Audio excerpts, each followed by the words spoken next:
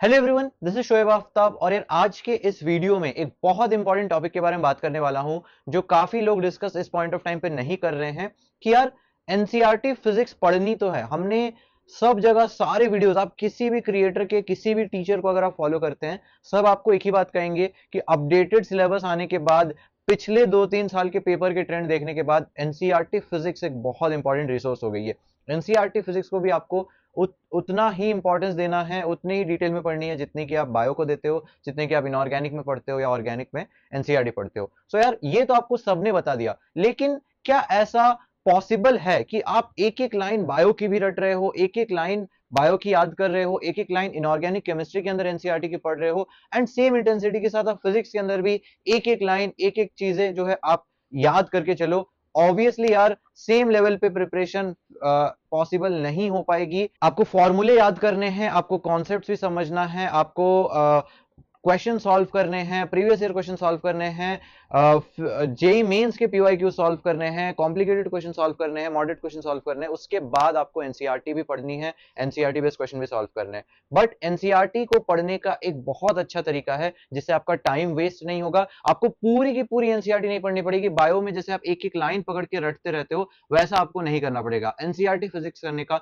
Smart तरीका मैं आपको बता रहा हूं। तो चलिए यार बिना टाइम वेस्ट के शुरू करते हैं। पहले हम लोग यहाँ पे एक स्टेप बाय स्टेप अप्रोच लेंगे। देखो उसके अंदर क्या क्या आता है।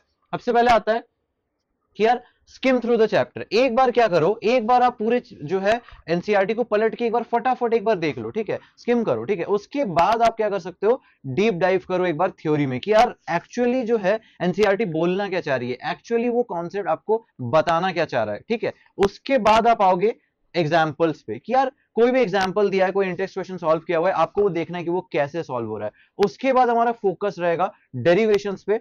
उसके बाद हम करेंगे एक्सरसाइज सॉल्व, ठीक है। इस तरीके से आपको जो है एनसीईआरटी रीड करनी है। तो यार मैं वीडियो में आगे बढ़ूंगा, लेकिन उससे पहले यार मैं आपको बता दूं कि जैसा कि मैंने यहाँ पे आपको समझाया कि एनसीईआरटी रीडिंग करते करते आपको बहुत इंपॉर्टेंट है कि आपने एनसीईआरटी को किस तरीके से पढ़ा है, किस लेवल पे समझा है। वो टेस्ट करने के लिए आप मॉक टेस्ट तो आपको अपियर करने ही पड़ेंगे। और इसी पॉइंट पे मुझे एक बहुत अमेजिंग रिसोर्स याद आई, बहुत अच्छी चीज याद आई। अभी अभी यार दिशा का जो है second edition of new syllabus mission possible box आया हुआ है। 15 जो है यहाँ पे सेपरेट बुकलेट्स मिल रहे हैं टेस्ट के, विद ओएमआर आपको मिल रहा है और सॉल्यूशंस भी जो है आपको मिल रहे हैं। सर अगर आप देखोगे तो जैसा कि ये बुकलेट है, तो इसमें पूरा आपको जो है क्वेश्चंस आप यहाँ पे आपको एक सेपरेट बुकलेट में एक टेस्ट जो है आपको यहाँ पे मिल रहा है, ठीक है। और साथ ही साथ अगर आप देखोगे तो यहाँ पे जो है सॉल्यूशंस की एक सेपरेट बुकलेट है।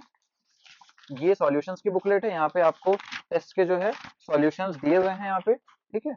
एंड इसके अलावा अगर आप देखोगे तो यहाँ पर डिटेल्ड में जो है सारे सॉल्यूशंस दिए हुए हैं, ठीक है। आंसर की पहले दी हुई तो डिटेल्ड सॉल्यूशन दिए हुए हैं।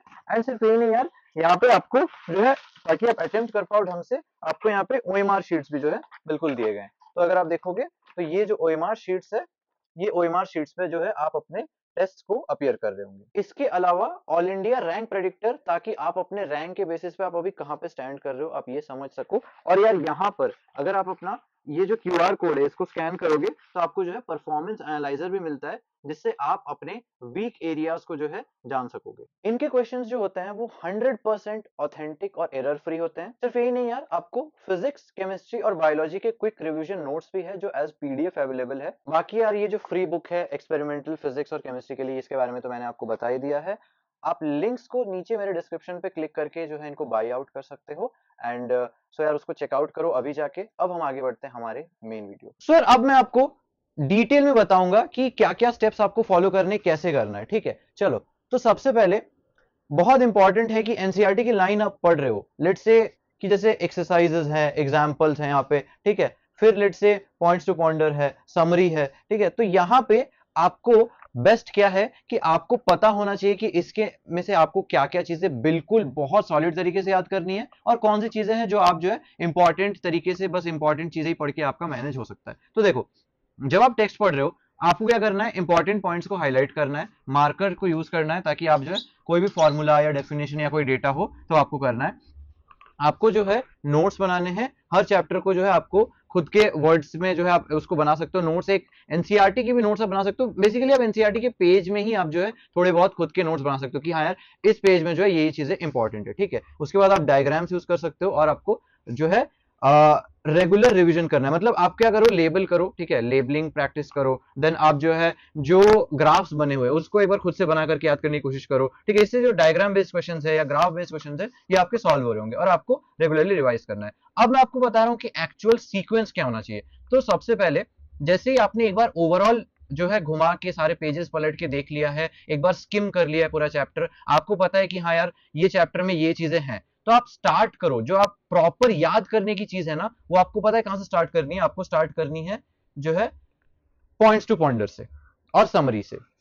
समरी आपको पूरी पूरी आनी चाहिए क्योंकि समरी आपको सारे इंपॉर्टेंट चीजें बता देता है, ठीक है। पॉइंट्स टू पॉइंटर और समरी जो होते हैं वो किसी भी चैप्टर के फिजिक्स एनसीईआरटी के अंदर जो है किसी भी चैप्टर का सबसे इंपॉर्टेंट पार्ट होता है। अगर कोई असर्शन रीजन बनता है, अगर कोई लेट से अच्छा सा क्वेश्चन बनता है जो बिल्कुल एनसीईआरटी बेस्ड हो, वो मोस्टली या तो पॉइंट्स टू पॉइंटर में से आ जाएगा या फिर समरी में से आ जाएगा, ठीक है। तो ये जो दो सेक्शंस है ये आपको बिल्कुल ढंग से करना है। एक बार आपने स्किम कर लिया, ऊपर से देख लिया कि यार फटाफट पेज पलट के या फिर एक रीड मार लिया, तो आपको पता है कि यार कंटेंट क्या है। अब आप आओ याद करने वाले मोड पे कि आपको याद क्या रखना है, आपको एक्चुअल में क्या पढ़ना है, आपको एग्जाम के लिए क्या प्रिपेयर करना है। तो उसमें सबसे पहला पॉइंट्स टू पॉइंटर समरी आता है।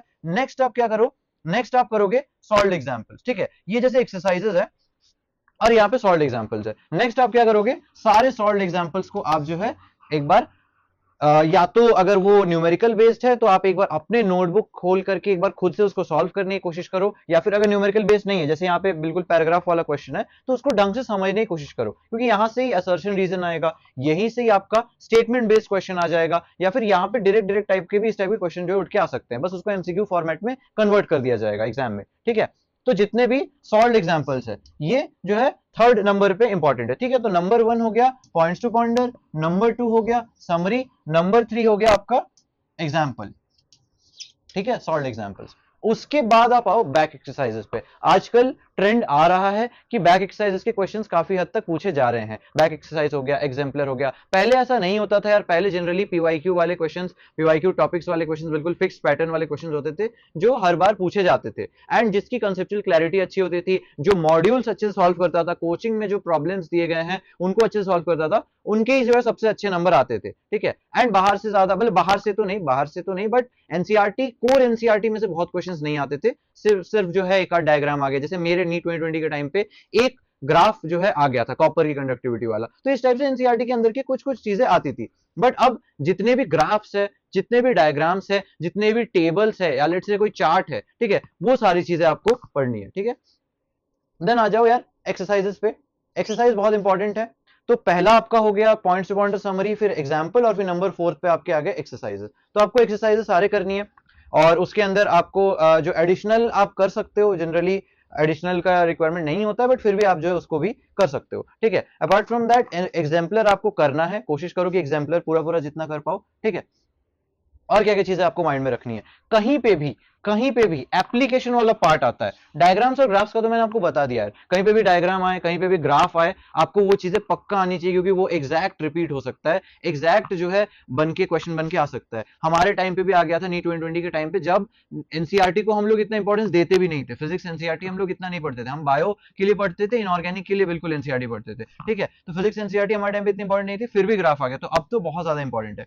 कहीं पे भी आपको टेक्स्ट में कोई एप्लीकेशन वाला पार्ट मिलता है कि यार ये जो है ये तो थ्योरी पार्ट है, ये इसका प्रिंसिपल है, रियल लाइफ में ये उसका एग्जांपल है, ये उसका एप्लीकेशन है। कहीं पे भी एप्लीकेशन वाला पार्ट आता है तो आपको उसको खास करके हाईलाइट कर लेना है, ठीक है। इसका एग्जांपल मान लो ट्रांसफॉर्मर्स हो गया या फिर और भी बहुत सारी चीजें हैं, बट जैसे जैसे आप करोगे, जैसे आपने देखा होगा कि जो करंट इलेक्ट्रिसिटी में कई बार आप अगर प्रीवियस ईयर क्वेश्चन उठा के देखोगे तो बार बार क्वेश्चन आता है आपका व्हीटस्टोन ब्रिज से, मीटर ब्रिज से। ऑल्दो अब इसमें से कुछ कुछ टॉपिक्स डिलीटेड भी हो गए, बट फिर भी अगर आप देखोगे, और काफी बार रिपीट होता है हीटर के क्वेश्चन कि यार हीटर में टाइम पहले T1 था, दूसरे हीटर का टाइम T2 था, दोनों को पैरेलल में जोड़ दिया, दोनों को सीरीज में जोड़ दिया, ठीक है। तो इस टाइप से जो है एप्लीकेशन बेस्ड क्वेश्चन काफी हद तक आते हैं कि रियल लाइफ में जो एप्लीकेशन है या रियल लाइफ कोई डिवाइस है, कोई apparatus है, उस टाइप से रिलेटेड कोई क्वेश्चन आ सकता है। एंड उस टाइप से रिलेटेड कोई थ्योरी भी पार्ट में भी अगर कुछ लिखा हो कि यार ये फॉर्मूला पे बेस्ड ये रियल लाइफ इसका एप्लीकेशन है, तो बिल्कुल आ सकता है, ठीक है।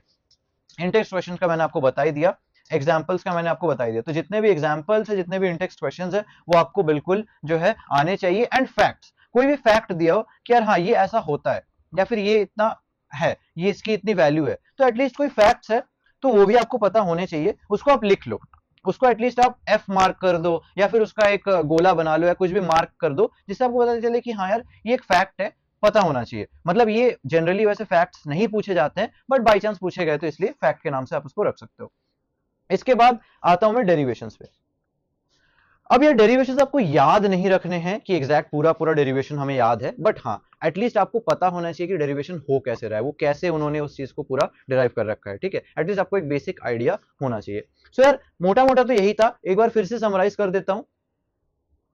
आपको क्या करना है, इंपॉर्टेंट पॉइंट्स को हाईलाइट करना है, नोट्स वगैरह बनाने हैं, डायग्राम्स को ढंग से यूज करना है, रेगुलर रिविजन्स जो है करते रहना है, लेकिन उसमें भी इंपॉर्टेंट किस तरीके से क्या प्रायोरिटी ऑर्डर होनी चाहिए मैंने यहाँ पे 1 2 3 4 आपको बता दिया है। इसके अलावा क्या क्या चीजें इंपॉर्टेंट होती है मैंने आपको वो भी बता दिया, ठीक है। इसके बाद अगर आपके पास एक्स्ट्रा टाइम है तो आप क्या कर सकते हो, पूरी एनसीईआरटी को ही जो है एक बार जाके देख करके जो इंपॉर्टेंट पॉइंट निकाल के उसको हाईलाइट कर लो। फिर जब आप रिवाइज करोगे सिर्फ वही ऑर्डर फॉलो करना है। स्टार्ट करोगे पॉइंट्स टू पॉइंटर से, समरी से, उसके बाद आप आओगे एग्जांपल्स पे, इंटेक्स्ट क्वेश्चंस पे, सारे डायग्राम्स रिवाइज करोगे, सारे जो भी चार्ट्स वगैरह हैं या कोई टेबल है उसको रिवाइज करोगे, कोई ग्राफ है उसको रिवाइज करोगे, फिर एक्सरसाइजेस सॉल्व करोगे, फिर आप जो है हाईलाइटेड पॉइंट्स को जो है पढ़ोगे, ठीक है। दैट्स इट, इतना ही करना है, ये बेस्ट तरीका है, आपको पूरी एनसीईआरटी नहीं पढ़नी पड़ेगी। That's it for today. Hopefully आपको एक आइडिया लगा होगा, एंड ऐसे वीडियोस के साथ यार मैं आपसे मिलता रहूंगा, तब तक के लिए बाय बाय।